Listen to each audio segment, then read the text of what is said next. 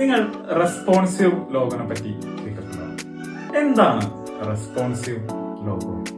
Let's talk about responsive logo. Example, Walt Disney എന്ന് പറഞ്ഞ brand ആ കമ്പനിയുടെ വിവിധ പർപ്പസുകൾക്കായിട്ട് കമ്പനിയുടെ ലോഗോ ഡിസൈൻ 4 വേരിയേഷൻസ് ആയിട്ട് ക്രിയേറ്റ് ചെയ്ത് വെച്ചിട്ടുണ്ട്. ഇത്തരത്തിൽ ഒരു കമ്പനി ആ കമ്പനിയുടെ പല പല ഉപയോഗങ്ങൾക്കായി ഒരു ലോഗോ ഡിസൈനിൽ തന്നെ വിവിധ വേരിയൻസ് ഡിസൈൻ ചെയ്ത് വെക്കുന്നതിനാണ് റെസ്പോൺസീവ് ലോഗോ എന്ന് വിളിക്കുന്നത്. ഇതിൽ പ്രൈമറി ലോഗോ എന്ന് പറയുന്നത് കമ്പനിയുടെ ലോഗോ ഡിസൈനിന്റെ പൂർണ്ണ രൂപമാണ്.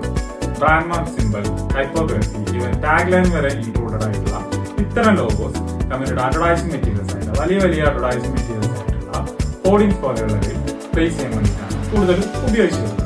രണ്ടാമതായിട്ട് വരുന്നതാണ് സെക്കൻഡറി ലോഗോ. സെക്കൻഡറി ലോഗോ എന്ന് പറയുന്നത് കമ്പനിയുടെ ബ്രാൻഡിംഗ് കൊളാറ്ററൽസ്, ബിസിനസ് കാർഡ് പോലെയുള്ള ബ്രാൻഡിംഗ് കൊളാറ്ററൽസ് ഉപയോഗിക്കുന്ന ലോഗോസിനെയാണ് സെക്കൻഡറി ലോഗോ എന്ന് പറയാം. ഇത്തരം ലോഗോസ് ചിലപ്പോൾ ടാഗ് ലൈൻ പോലെയുള്ളവയൊന്നും കാണാൻ പറ്റിക്കൊള്ളണം എന്നില്ല.